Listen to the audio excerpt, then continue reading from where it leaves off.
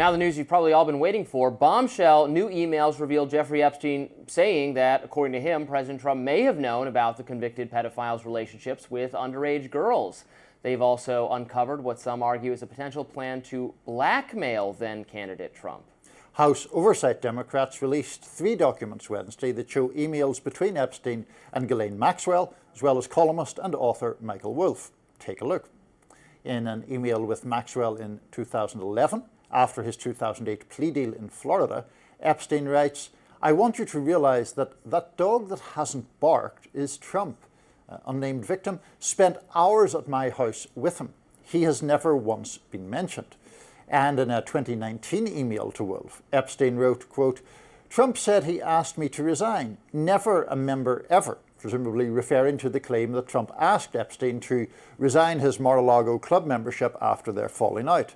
Epstein continued, "Of course he knew about the girls," as he asked Ghislaine to stop. In response to those emails, House Republicans on the Oversight Committee released the entire 20,000-page tranche of documents and slammed their Democratic colleagues for cherry-picking, writing on X, "Why did Democrats cover up the name when the estate didn't redact it in the redacted documents provided to the committee? It's because the victim is Virginia Giuffre, and publicly she has said that she never witnessed wrongdoing by President Trump." Now, Democrats are trying to create a fake narrative to slander President Trump, and shame on them. The third and final email released yesterday by the Democrats is from 2015, and that's between Epstein and Michael Wolff on the day of a Republican primary debate. Wolff writes, "I hear CNN planning to ask Trump tonight about his relationship with you, either on air or in scrum afterwards." Epstein asks, "If you were able to craft an answer for him, what do you think it should be?" To which Wolff, in course, responds, "I think you should let him hang himself. If he says he hasn't been on the plane or to the House, then that gives you a valuable PR and political currency. You can hang him in a way that potentially generates a positive benefit for you. Or, if it really looks like he could win, you could save him generating a debt." Former South Carolina lawmaker Bakari Sellers pointed out on X what many users were saying online about that email. Sellers writes, quote, "That's blackmail?"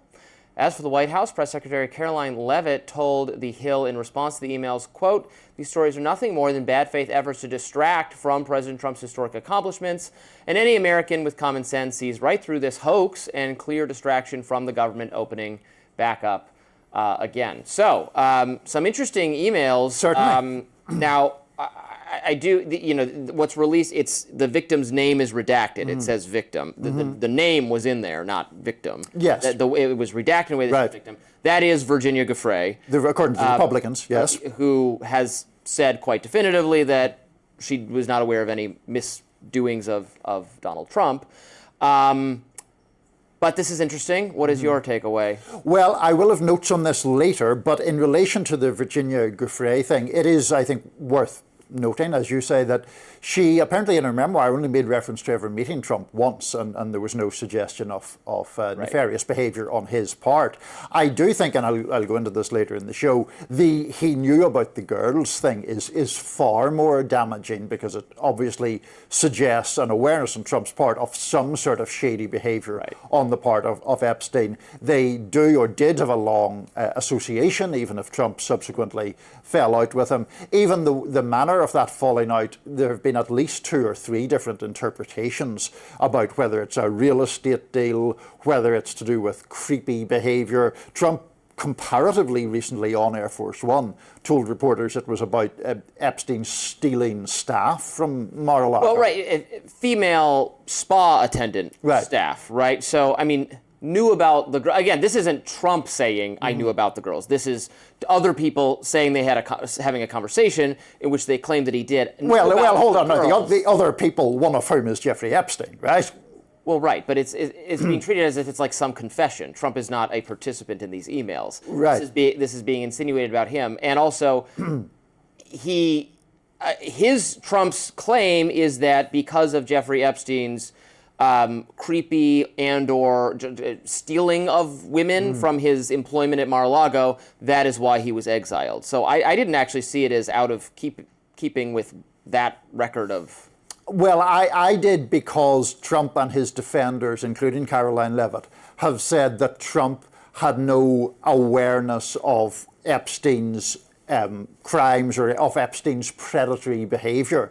It's like, oh, there was something creepy, Leavitt says. Trump makes this other argument about employment.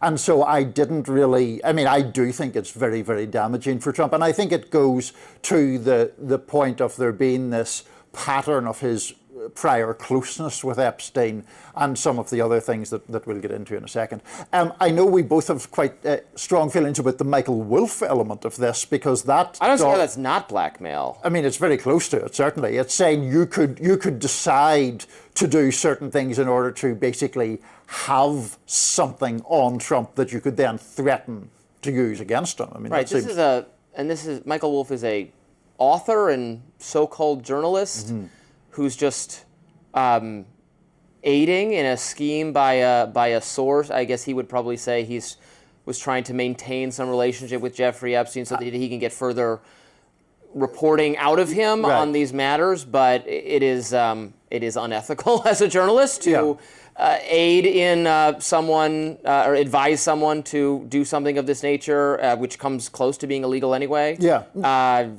It's really damning. No, I mean, that's right. You know, every journalist, I think, has been in the position of trying to encourage a source to say more. In fact, different topic, but when the Access Hollywood tape came out, Billy Bush's defense was that he was sort of going along with it to try to, keep Trump talking, essentially.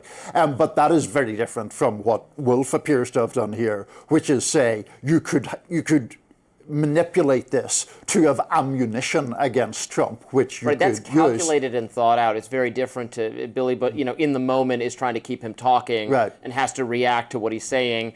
Wolff thought through this email and then sent it to him, saying, "Here's how you could benefit from Trump being involved." And like if he says this specific thing, then you'll have him. Almost thinking the way like the police do in interrogations, where if we get him to say this, we know now they've perjured themselves and we have some kind of advantage.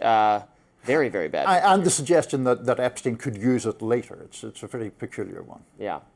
Next up, Gavin Newsom's former chief of staff has been arrested. Coming up, a look at the charges against Dana Williamson and what Newsom's team is saying. Don't go anywhere.